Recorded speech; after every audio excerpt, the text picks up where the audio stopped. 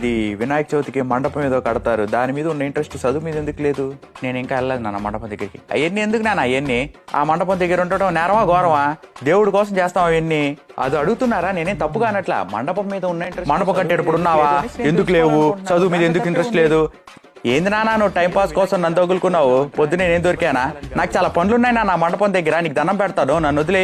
ఇట్లాంటి క్వశ్చన్ నీ తమ్ముడికి ఆస్తులు మింగేసినోడి నా మీద వేస్తా అంటే మండపం దగ్గర ఉన్నావా లేకపోతే చదువుకుంటున్నావా అని తెలుసుకుందాం అనుకున్నా. అంతే. మామూలు డేంజర్ కదరా మా నాయన. అంటే చదువు మీద లేదు కదా ఇంట్రెస్ట్ అని. ఎందుకు లేదు చదువు మీద? మండపం దగ్గర కొంచెంసేపు ఉన్నంత మాత్రాన మండపం దగ్గర ఎందుకున్నావు, చదువు మీద లేదు. ఏంది నాన్న నువ్వు? అంటే ఉత్సవ కమిటీలో కీలకంగా ఉన్నావు. ఎవరు నాన్న కీలకం? అర్థం పర్థం లేకుండా మాట్లాడతావు నాన్న నువ్వు? ఏంది నువ్వు అర్థం పర్థం కీలకం? ప్రతిసారి చదువు ఎందుకు చదవట్లేదు, మండపం దగ్గరికి ఎందుకున్నావు, మన వాళ్ళకి ఏం చెప్పుకోవాలి? ఏంది నాన్న నువ్వు అడిగే క్వశ్చన్లు ఏంటి? నువ్వేంది? నేను చాలా చిన్నోడిని నాన్న, నువ్వు దయచేసి నన్ను పెద్దోడిని చేయకు నాన్న, నీ దండం పెడతా. అంటే నువ్వు సెటిల్ అవ్వట్లేదనే కదా నా బాధ. అవుతా, ఖచ్చితంగా కెరీర్ లో సెటిల్ అవుతావు. వామ్మో ఏంది నాన్న నువ్వు క్వశ్చన్ బ్యాంక్ ఒకటి తెచ్చుకుని దాన్ని తెరిచి వరుస పెట్టి క్వశ్చన్లు వేస్తున్నావు.